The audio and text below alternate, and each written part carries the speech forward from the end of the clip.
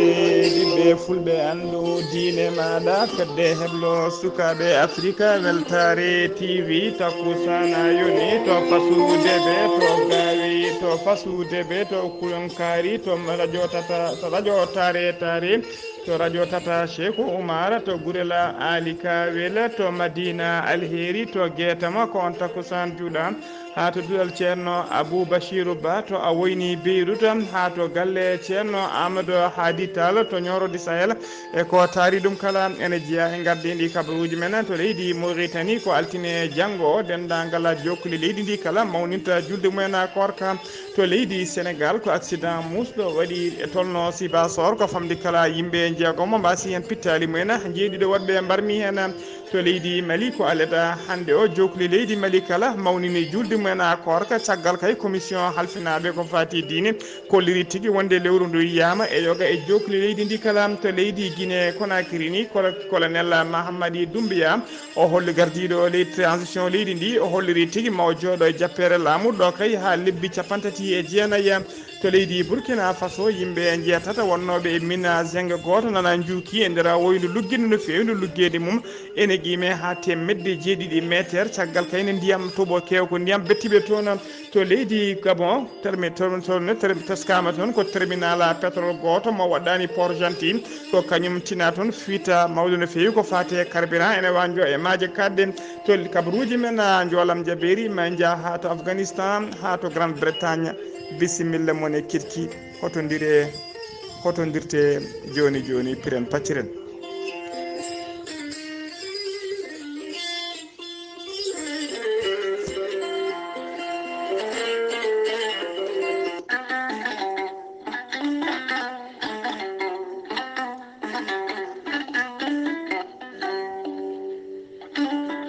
musidɓe tedduɓe taweteɓe jokli windere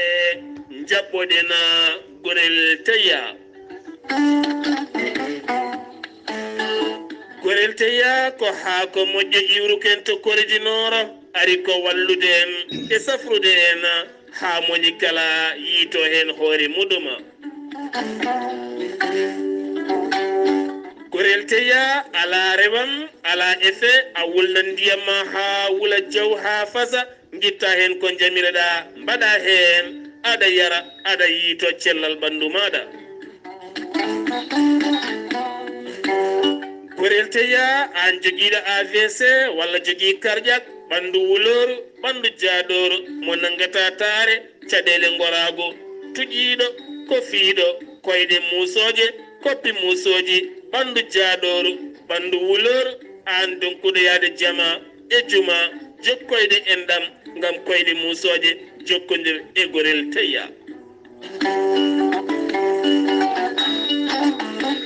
an neɗɗo tuƴiɗo so tawi aɗa yara gorel teya gonata koye foccade ha mbiya liw sa yiiɗi jokkodirde e gorel teya sa yeehi to site mabɓe internet mbatta ko www point gorel teya point com ma janggan hoore maɗa sa jangi ma yii toon kala ko gorel teya safrata so tawine yaade maɗa mbaɗa commande mo jiɗɗa kala e nder oɗon site maɓe jaaboma ko ɓuuri yawde sa yiiɗi hebde tongoje gorel teya so tawi ko to leydi sénégal gonɗa 00221 77 631 71 68 ɗum koto touba nototoma ko biteɗo moustapha mbakke so tawi koto kiidira woɗɗani leydi mali galle ceerno habous diallo 00221 77 554 75 54 so tawi koto leydi gabon gonɗa libreville to jeere mamboje ko taari ɗum kala demba si mbatta ko 00241 077 12 45 51 so tawi koto états-unis de amérique abouso kawral fouta business plus 1 347 701 56 77 so tawi koto leydi france gonɗa ko haruna ngayda 06 50 99 64 43 musidɓe tedduɓe mbatten haqqillaji men e gorel teya kala leydi ndi gonɗa gorel teya ene ɓuuri ɓattitadema kettode kabaruuji mon e ɗemngal pulaar. Afrique, Asie,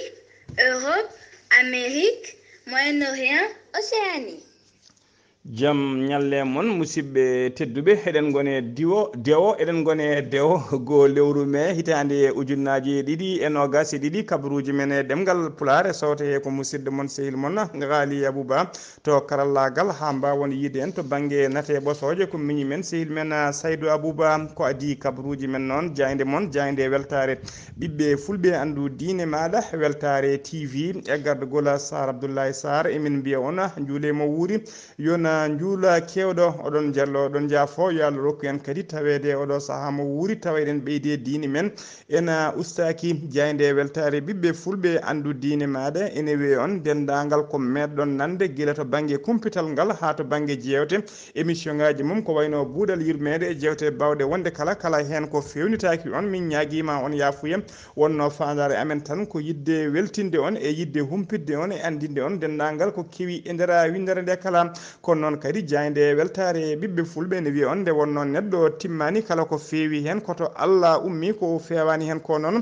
koto amen nde wonno neɗɗo timmani jayde weltare ɓiɓɓe fulɓe andu diine maɗa kadi ene wiya dendagal gollotoɓe to mbawi wonde kala min mbi on bonne fête de travail feeto jaam min mbi on feeto jaam e ɗum noon nde wonno ñalawma hannde o ko ñalawma windere mawninta ko fate gollotoɓe ɗum noon eɗen mbiya tan yo Allah waɗa barke e golle ɗe waɗa barke e gollorɗe waɗa barke e gollotoɓe e gollanteɓe kala Allah ɓeyda nunɗal hakkude gollotoɓe e gollanteɓe allahumma amina. kabaruuji men ɗemgal pulaar koto leydi Mauritanie pudorɗen commission halfinaɓe ko fate londade darorde e mayirɗe lebbi julɓe nder leydi Mauritanie ɓe kolliri tigui ɓe ɓayini communiqué mabɓe e nder communiqué noon eɓe gandina dendagal jokli leydi Mauritanie kala wonde kay aleda hande woni ñalawma sakketa ko fate lewru korka ko altine janggo ɗiɗi lewru mai wonat tigui ñalawma julde korka e nder jokli leydi he kala ɗum noon ko caggal kay wideɓe commission joɗima ala kala to yi lewru ala kadi to wiya lewru ndu yiyama e nder jokli leydi he kala ha joni ko leydi Mauritanie keddoɗen jagorgal leydi ndi kalfinaɗo ko fate Cellal ade kañum e gollidiɓe mum ɓe kolliri tigui aseta hanki o wonde kayya e nder leydi Mauritanie neɗɗo goto tawama ene wondi e brosso covid 19 ɗum noon ko caggal nde temedde 4 e neɗɗo mbaɗanno holkiso tawa kamɓe foof ko holkiso kiso ngo hinde TDR woni test rapide e nder ɓen noon mbiɗen ko neɗɗo goto tawa hen ene fiɗa covid 19 ɓe kolliri noon e oɗo saaha joni wonduɓe ka taw ko ka actif woni tigui tinaɓe ne gondi e brosse coronavirus tawateɓe juude safroɓe ɗum usti no fewi nder leydi he saabu e nder jokki leydi he kala ko yimɓe sappo tan tina wonduɓe e brosse coronavirus leydi Mauritanie ne yaara e oɗo saaha joni 56 ujunere temedde jeegom 56 neɗɗo winditiɓe doggol corona hen 57 ujunere temedde jeegom 19 yimɓe jeegom keptino cellal mumen hano hannirta ni temedde jeenayyi 68 e yimɓe ɗiɗo ɗum woni ko hawre ladial tuggi ko brosso nati leydi ndi faade ñalawma hande o ha joni ko leydi Mauritanie keddoɗen Fatimetou Mintou Abdallah Maleka ko kañum woni hoorejo région de Nouakchott o jofti aseta hanki o to Nouakchott lamorgo leydi makko o miri noon koto New York to dowlaji tentuɗi Amérique nawnomo toon noon ko tawtoroyede batu ngo hinde assemblée internationale des gouvernements locaux et régionaux o tawtorama toon kadi batu manggu no fewi ko fati kay e agenda kesso développement urbain mo 2030 batu assemblée internationale ngu noon joɗino tigui ko tuggino gasi jeeɗiɗi ha no gasi jeenayyi avril mayno ɗum to siège nations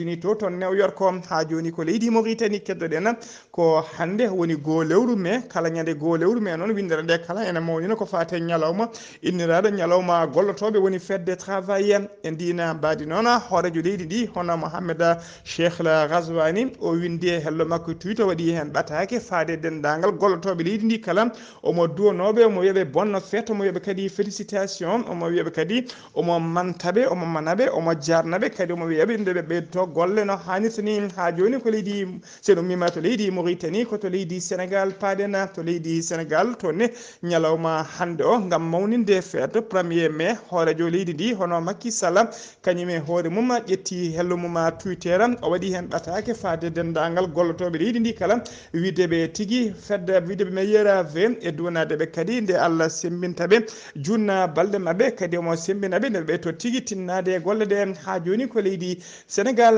keddoɗen gam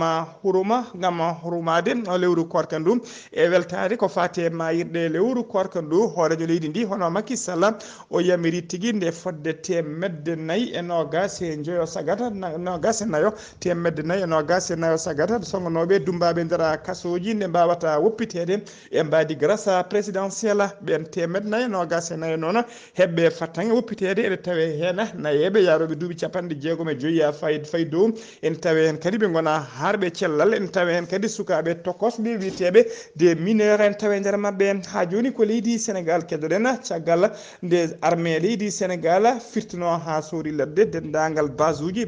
rebelle ɗi MFDC woni rebelle tawateɓe Casamance eɓena jokki ha joni fittude kayim e ladde nde kala ittude hen ñonkoto tawateɗo hen e yoga e guure tokose tawateɗe e nder falle Casamance kala koye ndina mbadi noon ɓe mbawi teɓade quantité kewɗe no fewi tawa ko drogue wondude bidon ngaji kewɗi bidon ngaji ɗi 20 litres enen mbaɗi des grains woni tigui gabbe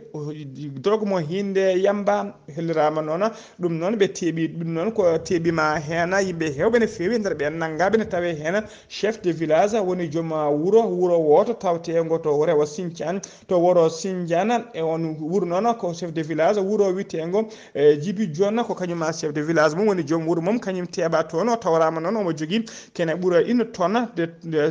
yam drogue mo hinde chanvre indien wondude kene ɓuura bidon ngaji nogas en bidon kala ko 20 litres ne waɗi ha heewi gabbe woni de grain de yamba e oɗo saaha joni o teɓama omo tawe juuɗe gendarmerie kanko e dendagal ɓe o nanguidaɓe kala armé o wattimi e juuɗe gendarmerie nationale leydi ndi ha joni ko leydi Sénégal keddoɗen awoɓe Sénégal naaɓe ne teska tigui e oɗo saaha kala ne kewi accident ji no fewi e oɗo saaha joni noon accident cakkitiɗo teskama tigui ko awoɓe Sénégal naaɓe yanoɓe ha to Guinée Bissau a woydi toon ko ɓe wonnoɓe laana tawa laana mabɓe jolnuno ko nogas e ɗiɗo sagata laana mabɓe noon wiwi tigui e nder maje kadde ɗo Guinée Bissau e nder ɓen noon hen 17 mbawi yitede dandama paabama e oɗo saaha joni awoɓe nayo ko majjuɓe melo woni porté disparu ko ronkaɓe yitede ha joni ko leydi Sénégal keddoɗen accident musɗo waɗi e nder falde Sibasor noon tawe tigui e nder commune ene tawe nder falde Kaolack ko bus mawɗo mo matricule KL 1948D panoɗo Dakar kañum felɓodiri e minicar woni car tokoso panoɗo Kaolack ɗi pelbodiri noon ko natirde commune mo Kaolack o hollirama tigui saabi accident o e sofereɓe ɗiɗo ɓe hen goto mabɓe ko ɗaninoɗo ko ɗum saabi ha bisuji ɗi mbawi felɓodirde bilan gadanomo keɓɗen taw kadi ko bilan provisoire hollirama tigui yimɓe jeegomo mbasi hen pittali men ɗon e ɗon yimɓe jeeɗiɗo mbarmi hen barmande musɗo no fewi e nder heɓen barmuɓe hen ɗiɗo enen tampi sanne ha joni ko leydi Sénégal keddoɗen aseta hanki o Macky Sall horejo gendi Sénégal yaaɓi koyde muɗum ha to galle maître Sidiki Kaba nayumo toon noon ko yettinoyde duwawuji makko caggal jaltugol aduna frère Sidiki Kaba frère noon ene wawi wonde miñiraɗo ne wawi wonde mawniraɗo taw ma won miñum walla mawnuma Sidiki Kaba jaltinoɗo aduna ko ɗum saabi noon Macky Sall yaaɓi koyde mum yeehi ha toon yettinoyde duwawuji mum kamɓe famille Sidiki Kaba noon ɓe kolliri hen weltare mabɓe mawde no fewi e jaɓɓugol koyɗe Macky Sall horejo gendi ndi ha yettade galle mabɓe gam yettinde duwawuji ɗi taw wona téléphone waɗi wona nulaɗo waɗi kanko e hoore makko waɗi ɗum noon ene mawni e mabɓe no fewi ha joni kabaruuji men ɗemngal pulaar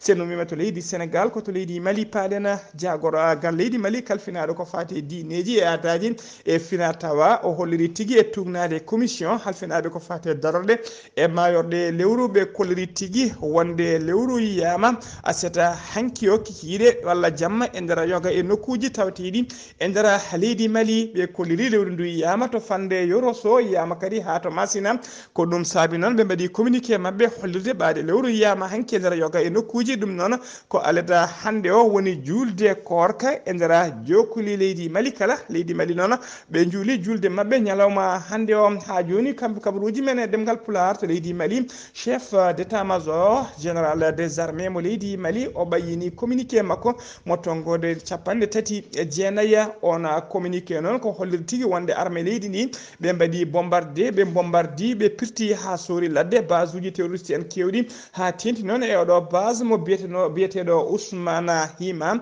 alias ɓuuɗo lollide Abou Adama Ardine o nder communiqué he kadi ɓe kolliri tigi ñande nogas e jeeɗiɗi e ñande nogas e jeetati lewru avril mayno ndu ɓe bombardi groupe terroriste en e nder falde to wiyete yirma ñande nogas e jeenayyi ɓe bombardi terroriste en to wuuro wiyetego ñaso seɓɓe ha to wiyete sosoɓe to gora kala ɓe mbaɗi toon bombardement taw ko terroriste en ɓe bombardi ɓe kolliri noon bilamoɓe kolliri noon wonde kay sappo e ɗiɗi terroriste mbaɗama neutralisé noon ene wawi wonde mbarama walla naggama jeeɗiɗo gañinoɓe e nder ladde hen taw ko ladde wuuro wiyetego Dissey e oɗo saaha joni ɓe mbawi ittu ɗumen nder ladde he ɓe nawi ɗumen ha to cuuɗi cafriɗi otoji tati noon ɓe duppi ɗumen e nder ɗin otoji tati ɗi ɓe duppi kamɓe arme o hen oto goto noon caggal mum to keta ko hinde pickoba ene waɗi fetel mawɗo no fewi baɗɗo kuuri ha heewi taw kode hinde 12,7 millimétre ha joni kabaruuji men ɗemngal pulaar sen ummima to leydi Mali ko to leydi Guinée paadena to leydi Guinée Conakry noon colonel Mamadi Doumbouya nder guiɗɗo laamu Alpha Condé jooɗe jappere laamu o holliri tigi ñalawma hanki o télévision nationale leydi ndi wonde kay ko fate transition laamu sabbodu ndu ardi ndu maɓe gardo leydi ndi ɗo kay e lebbi 39 lebbi 39 noon en hawray duuɓi tati wondude lebbi tati ko ɗum woni koɓe gardoto leydi ndi ko adi kay ko leydi ndi ne yaaha sumgoji ɓe dokkita laamu ngu civil en haalaɓa ha joni kabaruuji men ɗemgal koto Burkina Faso paadeni yimɓe jeetato ha e oɗo saaha joni nana juuki nder woydu lugginde no fewi no julluggede mum ene qime ha temedde 7 métre taw ko gollotonoɓe e mina goto mina zengo goto tawateɗo e nder leydi he ɓe oɗo saaha joni noon hollirama tigui ɓena juuki toon guila ñande 16 lewru avril gonɗen ndu kamɓe noon ɓe yiiɗi jugdeɓe toon ko ƴiwode hewde ndiyam no fewi kañum bettiɓe e nder gaskato e oɗo saaha joni société o kal ardiɓe société o on mina kolliri tigi nana darina dole mumen ponno yidde fabadeɓe yeytiddeɓe ko ɓuuri yawde yaccade ɓe kolliri noon ma masi ɓe tombi noon masinaji kesi pula taw ko garɗuɗe jaaduɗe jamanu bawɗi kay ciiɓade dendagal diƴƴe gonɗe nder woyno ndi kala haalaɓe beele sauvetage en mbawa yettade toon mbawa ƴeytindeɓe kamɓe kala tawa eɓe guuri eɓe kisi ko ɗum woni fandare mabɓe ɓe kolliri jeetato ɓe noon hen jeegomo ko Burkina Faso naɓe goto ko Zambie najo goto ko Tanzanie najo ha joni kabaruuji men ɗemgal pulaar senumima to leydi Burkina Faso ko to leydi Gabon paadena gila alkamisa noon yitama wonde kay fuite carburant woni tigui cuve mawɗo woni londe mawde to carburant tawate e nder usine walla nder central nder terminal goto pétrole teskama to noon ne waɗi fuite mawɗo no fewi woni tigui ene waɗi yulande carburant kewɗo ene yuppo ene wanjo e maaje kadde on terminal noon biteɗo terminal kappalo pesa ene tawi e nokku taw waɗɗani po wuuro witego port gentil nder leydi Gabon ardiɓe société o noon société o wiyete ko Perenco ardiɓe société o ɓe kolliri tigui wonde kay e oɗo saaha joni eɓe mbiya tan dendagal gabonaɓe kala yo ndeño hakkillaji mumen wonde situation o e sous contrôle wonde haydara ala ko ɗum hulɓini hen on jeeji ɗi noon wona noon jiiri ɓe jogui tigui kulhuli wonde kay kala nde wajar toɓo wotere memi leydi e oɗo saaha joni on fuite ma saabo kay pollution mawɗo no fewi woni bonnude weeyo bonna taaride ha tenti noon e maayo hango to société o walla mbiyanta terminal o tawate ɗon gouvernement mo leydi Gabon nulli toon noon c'était timmuɗo woni délégation timmuɗo c'était o yettima to nokku to ɓe mbawi filmude ɓe filmi toon kive mawɗo no fewi on kive noon woni bandu mawɗo bawɗo wadde ha 50 ujunere mètre cube taw ko carburant ene ɗime ha ene wawi ɗum noon e qime ha temedde 3 ujunere baril taw ko baril pétrole oɗon kive noon teskama tigui kañum waɗi fuite oɗo saaha joni ɗum ɗon on carburant ene ruufa e nder maayo hango kabaruuji men ɗemgal kaplar kabaruuji men jolam jaɓiri koto Afghanistan paadena Afghanistan aljuma ɓennuɗo ɗo ko bombo tufono e nder juma goto taw ko juma siniti en tawteɗo nder Kabula lamorgo leydi Afghanistan bombo onon fettitigi ko waktuji ɗiɗi caggal kayde juulannoɓe juuli tisbar ha gayni heddino julɓe nder juma he enen mbaɗa tafa siru men wajuji mumen ko ɗon tigui bombo o fetti fettande nde noon waɗi tigui sabima ha yimɓe sappo mbasi hen pittali men sappo joyowolɓe mbarmi hen barmande musde no fewi koto leydi Grande Bretagne paɗene Neil Paris ko député o jeeya koye landa conservateur noon woni tigui landa laamu ka ko kan landa Boris Johnson horejo leydi ndi walla premier ministre leydi ndi ko hen landa kañum ardi kan landa on député noon biyeteɗo Neil Paris o yowanoma e golle makko ha laaɓi aljuma ɓennuɗo o tawa kadi saabi jowgol makko golle ko tumedemo kay e saaha sarɗiyeji jooɗino jonde mumen suudu e nder suudu sarɗiyeji ƴewde kay gonka e goƴa leydi ndi ko nden tigui kanko ɓene ne jooɗi moni kala ene miijo ne adda yiyande mum kanko omo jooɗi omo jogui téléphone makko omo yaltini omo naati site pornographique omo yeeɓa toon filmeji pornographie woni tigui filmeji jalluɓe kan hande ko ɗon tigui ɓe nangga waɗa ɗum tigui saabi o waɗa suspendre o yowa e golle makko o yeddino ɗum noon ha sori ladde kono noon fin de fin o wawi tigui artude e ko tuma ko holliri tigui wonde ko gonga o yeeɓi film o laaɓi ɗiɗi lawol gadduɗon ngol o holliri tigui o wonno koye wadde wittu goto e nder téléphone makko haw yani e on filme pornographie o waɗi hen leƴƴande seeɗa ñammini hen guite makko o ɓenni caggal ɗum noon o wawi ruttimijo arnimo yo rutto e filme o daari filme o ko juuti noon o ñaguima yafuy noon o heeɓi tigui ko seyɗani heeɓimo kono haɗani o waɗi démissionné ha laaɓi o itti lefol makko wonde sarɗiyanke o dabbiti lefol ngol e oɗo saaha joni o démissionné